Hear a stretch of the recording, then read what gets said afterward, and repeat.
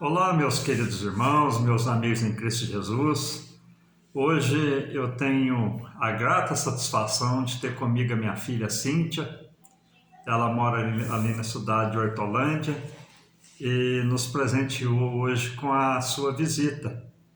E já faz dias já que Deus está tocando no coração dela para ela dar o seu testemunho, contar as bênçãos que Deus tem feito, as provas e as vitórias na vida dela, né? Então tá aqui a minha filha Cíntia, uma alegria muito grande para mim, né? Alegria. Parece com o pai, né? A cara do pai. Mas é uma benção, né? Eu fico muito feliz de estar tendo essa oportunidade de estar aqui, né? É um canal que a gente sabe que é um canal muito sério, muito abençoado e para mim é uma satisfação muito grande. Eu venho realmente sentindo no meu coração de falar. A gente tem que testificar as coisas que acontecem. E aí eu tive essa oportunidade, então é uma alegria muito grande. Amém. E a Cíntia, ela tem seu testemunho, né? E são coisas marcantes na sua história, né? Então, o que mais te marcou, Cíntia, na sua vida, quando você assumiu se casou, né? Constituiu a família, começou os trabalhos, né? Então, teve várias coisas que marcou muito a sua vida, né? E eu queria que você contasse pra gente aí, pros nossos amigos aí do canal. Contando um pouco aí do começo da minha vida, né? Eu sempre tive um desejo muito grande, desde nova, de morar fora, de sair aqui da cidade, tentar alguma oportunidade. E Deus preparou alguém para minha vida, né? O Carlinho, como eu chamo. E Deus preparou para que eu saísse realmente daqui. Deus concretizou aí os planos do nosso coração. E aí começa ali a nossa longa história aí, né? Estamos aí, esse ano a gente vai fazer 9 anos de casado. Falando assim sobre um ponto marcante, né, desse início dessa história, eu não me esqueço que eu fiz a minha mudança, né, para Campinas na época.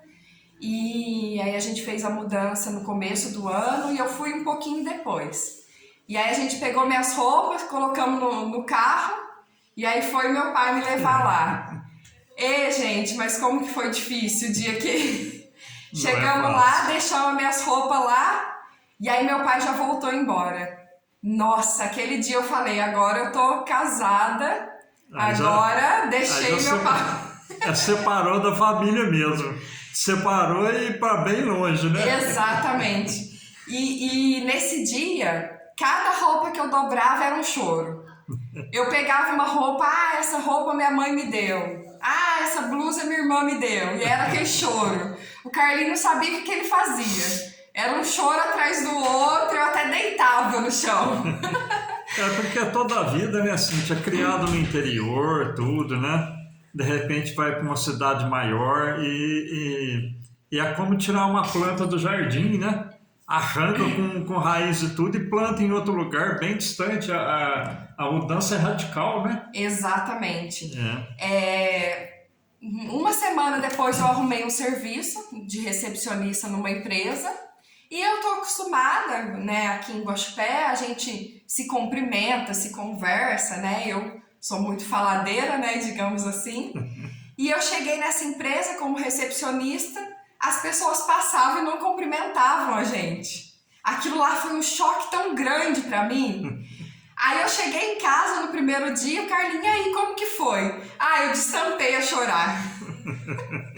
Logo no primeiro dia de trabalho. Então, assim, são desafios grandes, né? Mas a gente sempre viu a presença de Deus, o apoio realmente do meu marido foi muito grande, é algo que a gente tem que falar. E assim a gente foi seguindo aí a nossa história, né? Amém. E nessa trajetória sua, Cíntia, passou por vários lugares, né? Estudou, né? Terminou a faculdade, né?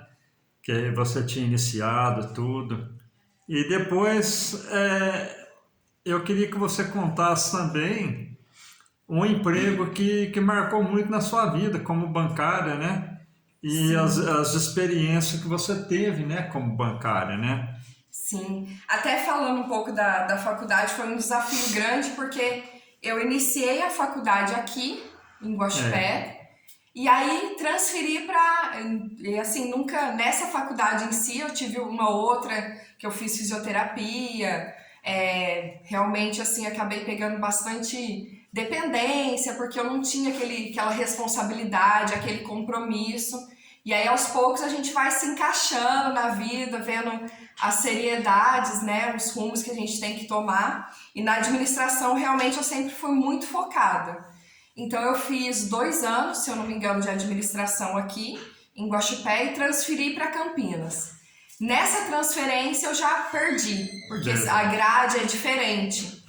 E depois Deus preparou uma casa pra gente em Hortolândia, pra gente comprar. E aí eu transferi minha faculdade para Hortolândia e perdi mais um pouco. E no final das contas, eu fiz a faculdade de administração, que são 4 anos, eu fiz em 6 anos. Então foi uma luta muito grande, assim, eu chegava a chorar para os professores. E um fato engraçado também, porque eu casei ali trabalhando, saía e ia para a faculdade, eu queria ter um pouquinho mais aquela vida de casado. Chegar em casa, ter uma tranquilidade, fazer uma jantinha, e era aquela correria. E eu chegava, um fato engraçado é que eu saía às vezes literalmente correndo da faculdade. Terminava a aula, eu saía correndo assim, entrava no carro, os dias certinho que dava pra faltar, pra fazer alguma coisa, eu fazia. E foi uma luta muito grande, mas é um testemunho também muito bonito que eu tenho. Foi uma gratidão muito grande quando eu me formei realmente. Então é uma história muito, muito legal. E eu estava nessa empresa lá em Campinas como recepcionista, né? E depois Deus preparou de eu entrar como estagiária numa instituição financeira. E aí começa aí a minha longa história, né? Longa e bonita história também, uma história de luta, mas de muitas vitórias, muito agradecimento a Deus. Então o estágio ele já é um desafio grande. Quando você está numa instituição financeira, você está, digamos que no núcleo do capitalismo, né? Então, e tudo ali é realmente medido por metas, então não é algo assim que você produz, vai lá, trabalha e pronto. Você tem que ir, você tem que trabalhar e tem que dar certo aquilo, tem negociações que você tem que fechar. Então foram desafios muito grandes que eu enfrentei ali, mas eu sempre fui uma menina de muita fé. Nessa minha época do estágio era mês a mês fé em Deus, oração e luta. Eu tenho um testemunho muito lindo dessa época que eu produzi ali, eu fazia nessa época empréstimo para aposentados. Então ali eu ligava, eu via o que dava para fazer, eu ofertava e trabalhei aquele mês inteiro. No último dia faltava 10 mil para eu bater a meta e eu tentei e não consegui. Nesse dia eu fui embora e tinha uma igreja, a igreja mais próxima ali era uma igreja universal, ela fica sempre aberta. Eu entrei naquela igreja, eu ajoelhei e orei. Falei, Deus, eu precisava ter feito esses 10 mil reais, eu não consegui. Esse mês eu não vou bater minha meta, mas está na tua mão a minha vida, o Senhor sabe tanto que eu preciso desse emprego, eu era estagiária, nisso eu já tinha financiado uma casa, então para arcar com esse custo e tudo, era muito importante o meu emprego. Ali eu orei e entreguei. Isso foi numa sexta-feira. Quando foi na segunda-feira, eu cheguei e a gente conseguia ver as operações feitas no caixa eletrônico. Quando eu cheguei, eu fui ver as operações, tinha ido um aposentado lá e tinha contratado exatamente 10 mil reais. Oh, glória. Contratou sozinho. Foi lá e contratou exatamente, não foi 1 centavo a mais, nem 1 centavo a menos. Exatamente o que eu precisava para bater aquela meta. Amém. Então, e ao longo dessa trajetória, foi Deus na minha vida. E aí, graças a Deus, eu fui efetivada. Aí eu era atendente, passei para agente. Nesse período, abriram-se as agências digitais. Hoje em dia, as agências digitais nessa instituição financeira, principalmente, eram o foco do negócio, porque a gente viu que realmente o fluxo nas agências físicas tem reduzido, né? Então, eles estavam com um foco muito grande e eu tive a oportunidade de ir para essa agência digital, que é o futuro ali da instituição, e fui crescendo ali. Então, assim, eu tenho muita gratidão a Deus por tudo que Ele fez para mim e a instituição também, que tudo que eu fui adquirindo ali foi muito esforço do meu esposo, muito esforço meu. Amém. Vindo daí. Então, é uma gratidão realmente muito grande, uma história muito bonita de fé e de bênçãos ali na minha vida. É interessante, irmã Cíntia, que é o seguinte, você conseguiu, né? Como eu disse, saiu do interior, né? Vai para uma cidade grande e aí você, o que a gente mais marcou, que a gente acompanhou passo a passo, né? Tudo, você nunca deixou a sua fé, não é verdade? Exatamente, vai ter mais história aí pra frente. Nunca deixou a fé. E nova no casamento, tudo, e um desafio de faculdade, desafio de trabalho. Depois, aí vem, por exemplo, você conciliar o seu trabalho, a sua fé e a sua família, né? Então, eu queria que você contasse também essas experiências, porque tem muitas moças, né, que estão começando a vida, muitos moços fica temeroso, né? Mas eu creio que a irmã Cíntia tem exemplos de vida que servem de edificação para nós, né? E para a mocidade que está chegando aí também, com um plano de vencer na vida, de galgar, né? Novas coisas e, acima de tudo, pela fé. Exatamente. Não é verdade? Eu sempre falo que a gente não é perfeito, né? O meu objetivo aqui é realmente testificar o que Deus fez, né? Por mais que a gente não é perfeito, Deus é misericordioso e Ele cuida e Ele cuidou muito de mim. Essa questão de fé, de família, né? O trabalho e a família foi um desafio muito grande na minha vida, principalmente na maternidade. Amém. A maternidade, ela muda muito a vida da gente. E eu tive a Aisla, né? Fiquei ali um tempo de afastamento. Assim que eu voltei, em média 6 meses depois, eu fui promovida. E aí eu fui promovida a gerente de conta. E foi um desafio muito grande. Porque ali, quando eu tive a Aisla, eu tive um pouquinho ali de depressão pós-parto, né? Que é algo que eu tive que vencer. Mas o que eu falo muito é porque realmente são muitas mudanças na vida. A Aisla, ela foi 100% planejada. Deus mandou ela na época exata que eu queria, foi tudo perfeito da forma como eu planejei. Mas na hora que chega, por mais que é 100% planejado, a sua vida muda totalmente. E então, assim, é um desafio muito grande que eu tive que enfrentar. E trazendo para essa parte do trabalho, eu fui promovida. E aí eu trabalhava até às 7 da noite, das 10 às 7, porém era em Campinas e eu moro atualmente em Hortolândia. Então eu saía às 8 da noite e chegava às 8. Às vezes eu pegava trânsito e chegava às 9h30, porque para a rodovia, né? Quando tem algum acidente, alguma coisa, eu passei por momentos muito difíceis. E nesse momento também tem a questão ali por volta dos 2 aninhos de idade, que eles falam adolescência do bebê. E também não sei se a Aisla sentia toda essa pressão que eu vivia, né? Ali no meu trabalho, toda essa correria, querendo ou não, sim, uma certa ausência, né? Ela chegava, ela ficava com o Carlinho, né? E ali eu tive uma fase muito difícil. Ela teve uma fase de muita birra, que foi bem complicado para eu enfrentar. E eu tenho um testemunho bem legal também nessa parte. Tem duas questões que aconteceram. Essa questão da birra, que eu tenho um testemunho muito lindo para contar, E ela também teve muitos problemas respiratórios. Então ela tinha muita asma, ela tomava 3 tipos de bombinha e os médicos disseram que ela ia ficar dependente para sempre daquelas bombinhas.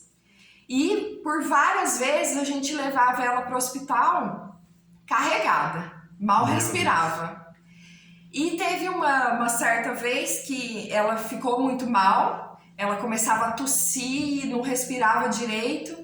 E o hospital que a gente costumava levar não atendia mais o nosso plano. Então eu fui levar em um outro hospital. Só que esse outro hospital, ele ficou cerca de 50 minutos de casa. E aí eu fui durante esses 50 minutos com ela praticamente desmaiada nos meus braços. Até eu chegar lá, eles passaram na frente, deram atendimento, eles fazem vários procedimentos para tirar da crise, né? E naquele dia eu fiquei quebrada, e eu já estava assim muito angustiada com tudo aquilo, né? Mais a questão do trabalho. E eu falei, Deus, eu não estou aguentando mais. Antibiótico era um atrás do outro, até mesmo questão financeira pesa muito. E a preocupação com ela. Ela ficava uma semana sem antibiótico, depois ela ficava muito ruim, ela tinha que voltar.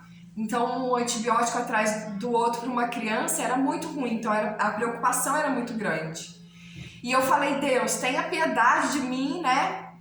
Eu preciso de alguma coisa, eu não aguento mais ver minha filha desse jeito. E eu fui numa casa do norte que tem lá. E eu não digo assim que é o remédio, mas é a operação de Deus mesmo. Eu peguei um xarope natural, eu dei pra ela, esse xarope curou ela. Amém. Desde aquele dia, ela nunca mais precisou tomar antibiótico para problema de asma. Aos pouquinhos a gente foi notando, a gente mesmo foi tirando as bombinhas. Hoje ela não tem mais nenhum problema de asma, ela não toma nenhum tipo de bombinha. Amém. Então foi um milagre maravilhoso que Deus fez e que eu conto sempre que eu tenho oportunidade. Quando agora o povo vai ficar curioso agora de querer saber o nome do xarope. Ele chama xarope da vovó Isabel. Você encontra nessas casas do Nordeste, é um xarope até gostoso. Exatamente, eu cheguei até a trazer para algumas pessoas de Guaxupé. Sempre que alguém fala, minha filha tá assim, ó, vou te levar.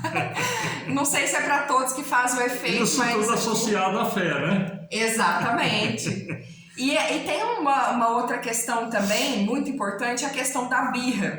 Que realmente, assim, ela foi uma menina bem chorona, mesmo nesse processo ali dos 2 anos de idade.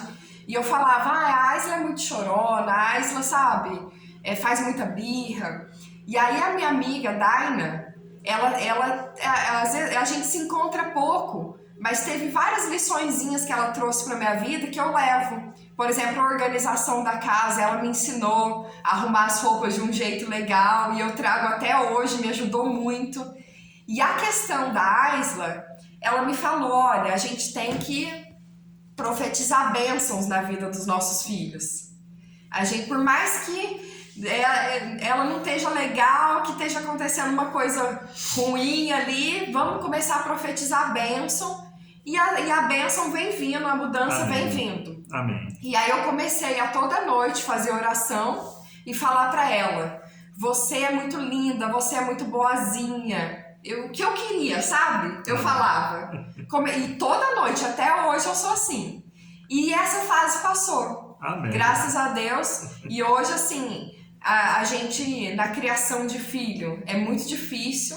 São desafios, a cada fase é um desafio que a gente tem que ir vencendo, a gente tem que ir aprendendo. Eu peço sempre muita sabedoria para Deus, mas eu posso dizer que a minha filha é uma menina muito educada, ela é uma menina muito calma. Amém. E antes eu falava assim, meu Deus, essa menina ela tem um gênio muito forte. Eu falava, o que eu vou fazer para aguentar essa menina? E agora ela é extremamente calma, extremamente educada, onde ela vai as pessoas elogiam. Então assim, eu creio sim que a gente tem que profetizar na vida dos nossos filhos, Amém. acreditar, Amém. Orar e Deus faz a obra. E Amém. assim a gente vai seguindo.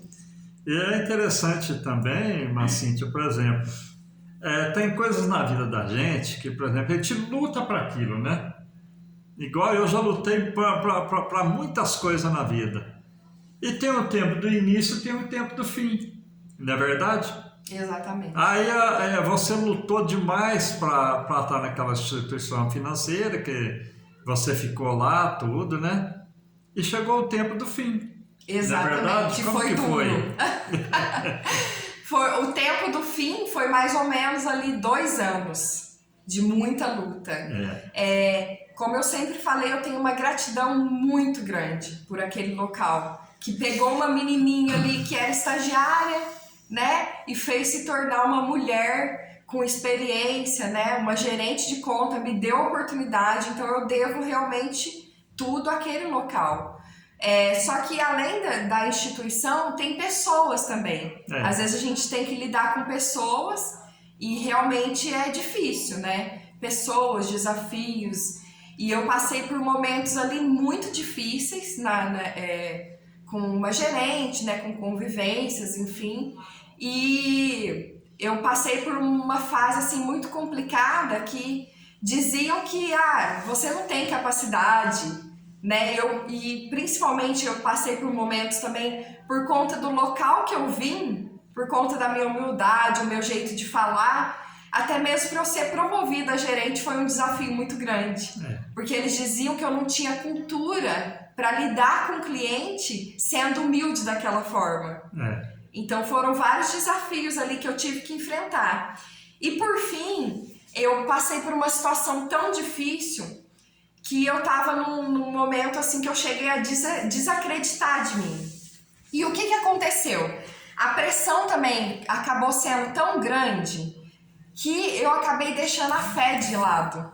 Aquela fé daquela menininha desde novinha ali em Guaxupé, lutando, acreditando, ela foi ficando esquecida. Não por maldade, eu vou esquecer de Deus, mas por ansiedade, por querer vencer aquele desafio, pela pressão que eu estava sofrendo. Eu falava, eu preciso fazer, eu fui colocando nas minhas costas. Aí eu mudei o discurso, eu falava, eu preciso fazer, eu preciso vencer, eu preciso superar isso. Quando a gente vai jogando nas nossas costas, o peso vai ficando muito grande. É verdade. Se a gente não se lembra de Deus na nossa vida, a gente não aguenta. O mundo, ele não foi feito para nós. Eu acredito que a gente foi feito por um lugar muito melhor, para a gente morar no céu. E aqui é uma experiência que a gente está passando e é uma experiência dura. Só que Deus veio para dividir esse fardo com a gente. E a gente não pode esquecer disso. E eu acabei esquecendo, por conta da ansiedade, eu acabei esquecendo. E eu cheguei a um ponto que eu virava e eu ficava pensando, gente, aqui o tempo está se findando. Eu não estou conseguindo mais cumprir com os desafios, eu estou sofrendo muita pressão, o tempo está se findando, eu preciso pensar em alguma coisa para fazer. De repente montar um negócio enquanto eu estava ali numa situação estável, né? Mas eu não conseguia pensar em nada. E eu virava para o meu marido e eu falava, eu não presto para nada. O que eu vou montar? Eu não presto para fazer nada. E aí que é o ponto que Deus tem me incomodado muito para falar com as pessoas. Hoje em dia o inimigo ele tem atacado muito a nossa mente. Ele tem colocado na nossa mente que a gente não é capaz, que a gente não consegue, que a gente é derrotado. E muitas pessoas estão acreditando nisso. Tem acontecido muitos problemas psicológicos nesse momento. Você não é amada, ninguém gosta de você. E eu fui literalmente me afundando nesses pensamentos. Eu não sou capaz. Eu chegava a pensar assim, nossa, o que vai acontecer comigo? Eu vou passar fome. Eu chegava a pensar nisso. A ansiedade. Outra coisa também que a gente tem que cortar da nossa vida é o medo. O medo ele tem uma capacidade de destruir a gente. A gente não tem que ter medo. A gente tem que ter fé, a gente tem que enfrentar. Amém. O medo não deve fazer parte do vocabulário do crente. Amém. Em Deus. E eu fui me deixando levar. E eu cheguei a um ponto que eu estava realmente doente. Eu estava tomando remédio para dormir, remédio para ansiedade. Eu cheguei ao fundo do poço, literalmente. Porque eu sempre fui muito de Deus. Deus vai abençoar e tal. Mas eu fui realmente jogando nas minhas costas esse peso. E aí eu cheguei a um ponto que eu estava muito doente mesmo. Eu cheguei a ficar no quarto escuro. Ficava ali o dia inteiro no quarto escuro. Como eu trabalhava pelo computador em casa, ficava ali só levantava mesmo para fazer alguma coisa para minha filha, né? Para Aisla, enfim, e me arrastando. Quando eu cheguei nesse fundo do poço, aí eu fui lembrar de Deus de novo. Amém. Aí eu fui lembrar da fé em Deus novamente. E aí eu falei, Deus, eu só tenho você. Falei, Deus, toca na minha vida, eu não aguento mais carregar, a partir de agora é você na minha vida. Eu entrego a minha vida na sua mão. Amém. Faça da minha vida o que o Senhor quiser, porque eu não tenho nem força, não consigo mais lutar. Amém. Aí, a partir do momento que eu entreguei na mão de Deus, passou poucos dias, eu fui demitida realmente. E aí eu fiquei ali com aquela sensação de alívio, de ter passado aquela fase, só que ainda com medinho nas costas, sabe? A gente fica... É muito difícil a gente ter fé. É difícil a gente tirar o controle da nossa mão. Porque você quer controlar tudo. Você quer controlar a sua vida, só que a gente não é nada nesse mundo. E eu fiquei ali, sabe, meio que com fé, meio que com medo. E aí Deus fez. A partir do momento que eu entreguei, Deus fez. Amém.